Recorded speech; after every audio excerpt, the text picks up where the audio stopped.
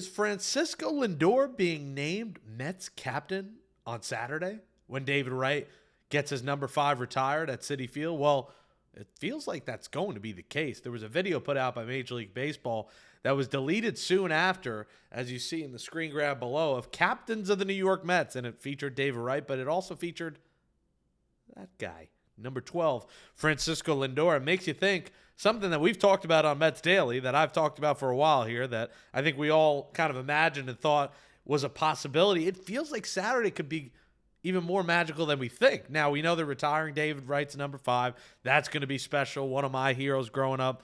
If you're my age or, anyone really, 25 and up, you loved David Wright growing up, maybe even younger. I can't do the math right now. But David Wright's one of the staples of the Mets franchise, Captain America, one of the few captains of this team. Well, David Wright might put the C.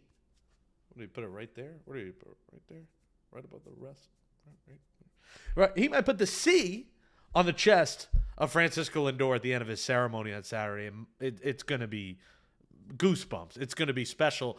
Now, this isn't confirmed. It's not official. But, guys, this is something that, seemed to make the most sense.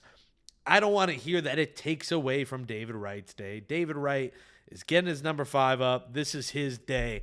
For him to, this is what a captain would do. This is a leader right here. David Wright putting the C on Lindor's chest is like the next generation of Mets fans and Mets players, and a guy that you hope can carry the Mets to a championship. Obviously, David Wright didn't do it. They came close. They made the World Series, and then all the back issues got the best of them. And I'm sure Wright is hoping that Lindor can lead the Mets to the promised land.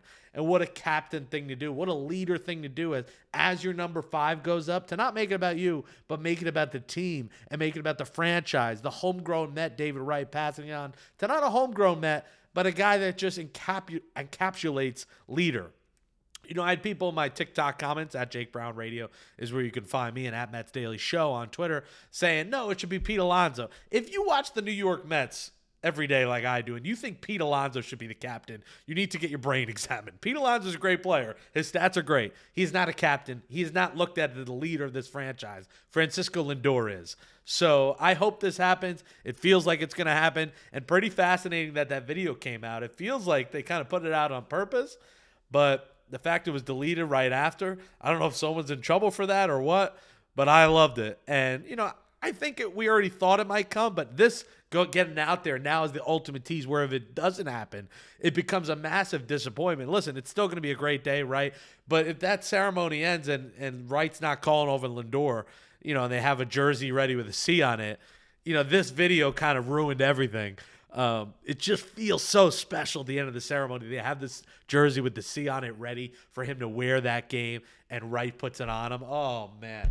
Just the thought of it, guys. Let me know in the comments below if you're excited about that. Well, it's Thursday, July 17th. I'm Jake Brown, at Jake Brown Radio, at Mets Daily Show. Smash that thumbs up right now on this video. The code is above to become a Mets Daily Insider. Just scan that. Nice and easy. You don't have to find the join button. Scan that. You get exclusive weekend video, exclusive watch party every week, and monthly giveaways to be part of the Mets Daily Insider family. So scan that code. $5 a month, cheaper than a cup of coffee. We appreciate the support of the channel. It helps me, helps Fan Arch, helps us all, and you get a lot more Mets content than what we do already every day. I put my blood, sweat, and tears into this every day, and you can probably see why I'm a lunatic talking about this team every day. One thing that would help us talk about the Mets every day and help us not worry as much about all the infielders they have is the Mets trade for Suarez. What if the Mets trade for Eugenio Suarez? This is a guy hit by a pitch in the All-Star game. Luckily, he was fine. But look at those numbers. 250, 889 OPS, 31 homers, 78 RBIs. I mean, this guy has been a power machine. He is a rental, so he's not going to cost a fortune because he's a free agent. So I don't think you're going to have to give up top prospects to get him. You'll have to give up maybe a Beatty and, maybe Baez, Beatty and Baez. Would you do that for Suarez? I say yes, because Suarez is that kind of impact bat in this lineup where you start to think, all right, we got Nimmo, Lindor, Soto, Alonso, Suarez.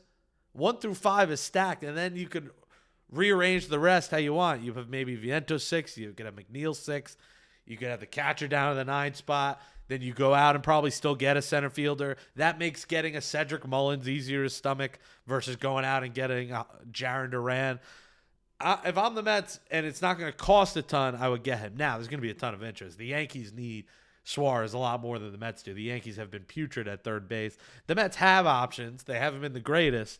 That's why I don't think it's realistic they could get Suarez, but a guy that's a rental, Arizona, who is pretty much slipping out of this playoff race, I think Arizona is going to be a seller here at the deadline. Now, we'll see how they play the next week or two, but I got to think the Mets are going to give the Diamondbacks a call. I don't want to hear about Zach Gallen. I'm sorry. Gallen and Kelly. Gallen has had a terrible year. He doesn't intrigue me. Suarez and that power and this lineup with him in it, it becomes so much scarier. And that is kind of like the Cespedes move. Think about it. I mean, he has better numbers than what Cespedes was doing in 2015. I mean, Suarez is on pace for a 50-homer season. So if I'm the Mets and I'm looking back to 2015 and now and thinking, all right, we got Cespedes and that propelled us to get to the World Series in 2015. If we get Suarez and you insert it into a lineup with Lindor, Soto, Alonso, Nimmo, if Vientos can give you anything, if not, Ronnie Maurice's been playing well, you're probably going to get another bat. Maybe Alvarez coming back. He's rejuvenated. You start to get excited about this lineup and start to think about it how you thought when the season started, how you thought about this lineup, which has left much to be desired. Getting Eugenio Suarez would leave, not as much to be desired. You want to fix the bullpen too? How about, we talk about Jarren Duran. How about Joan Duran? This is a guy who's been consistently good throughout his career. And I know this looks weird on the screen because now it looks like I just have a head and no other body, and I'm like a bobblehead.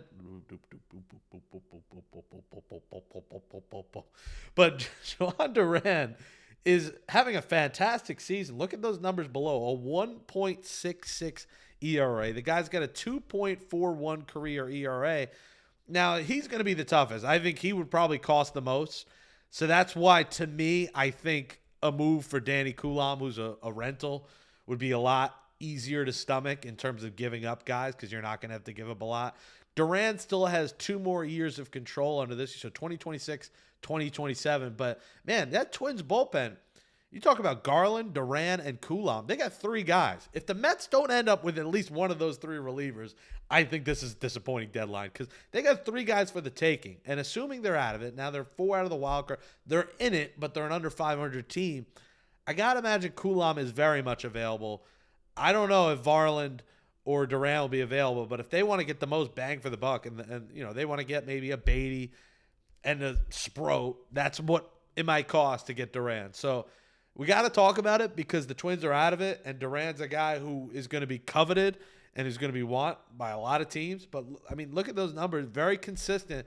And you salivate a little bit thinking about the back end of the bullpen with Edwin Diaz, Joan Duran, Brooks Raley coming back.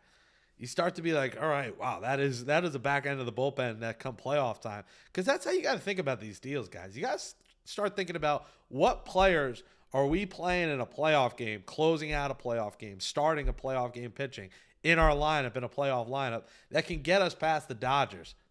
This is a big boy. This is the kind of guy that helps you get past the Dodgers. You also have to remember this. Edwin Diaz can opt out this offseason. And the season Edwin Diaz is having, I think there's a chance he opts out. And that's something the Mets have to think about at this deadline as well as, hey, what if we do lose Edwin Diaz? And, what if we don't decide to pay him? What if we say to ourselves, you know what? We're not going to give Edwin Diaz a 5-year, $100 million deal here.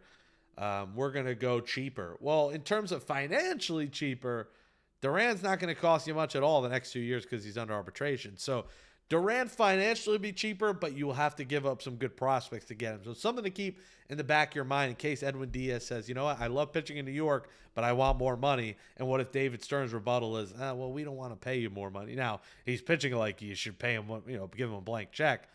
But you know how Stearns can be sometimes. Sometimes he'll go for the cheaper bang for the buck, and Duran could end up being that guy. So the Mets have to think that way. This trade deadline is not just going for rentals, but maybe guys that are under contract for the future. Well, this is Mets Daily. We hope Francisco Lindor gets named captain on Saturday.